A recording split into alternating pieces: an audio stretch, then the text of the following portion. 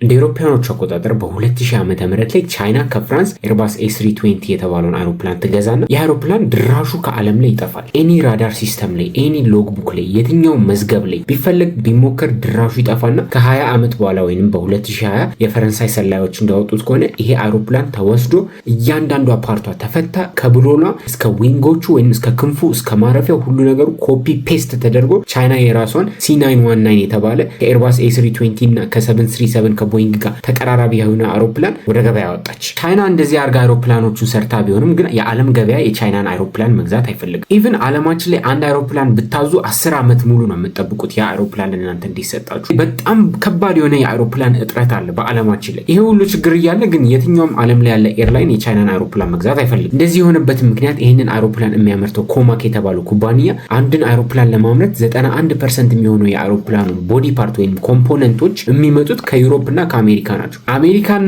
ዩሮፖቹ ደግሞ ቻይናዎች እቃዎቻቸውን ኮፒ እንደሚያደርጉ ስለሚገባቸው የሚልኩላቸው እቃ የድሮ የ737 እቃዎች ወይም የድሮ ኤ320 አውሮፕላን እቃዎችን ነው እንጂ አዳዲስና ኤፊሽንት ወይም ነዳጅ ቆጣቢ ስቴብል የሆኑትን ኤሮዳይናሚካሊ ኤፊሽንት የሆኑትን አይደለም የሚልኩላቸው። በዚህ ምክንያት የቻይናው ኮማክ C919 የተባለው አውሮፕላን የሚበረው ሬንጅ ወይም ርቀት የሚሄደው ኤርባስና ከቦይንግ በብዙ ይቀንሳል። ኤርላይኖች ወይም ደግሞ አየር መንገዶች ይህንን አውሮፕላን ከገዙ በኋላ ስቴብል የሆነ የሜንቴናንስ መስመር ወይንም የጥገና መስመር ስቴብል የሆነ የፓይለት ትሬኒንግ መስመርን ተማምነው ከቻይና መቀበል ስለማይችሉ ኪሳራ ነው። ከገዙት በኋላ የሚፈልጉት እቃ ፕሮቫይድድ ካልሆነ የሚፈልጉት መለዋወጫ ካልመጣላቸው ኪሳራ ስለሚሆን የቻይና አውሮፕላኖችን የትኛውም ሀገር ከቻይና ውጭ አምኖ የገዛ የለም በዓለም ላይ።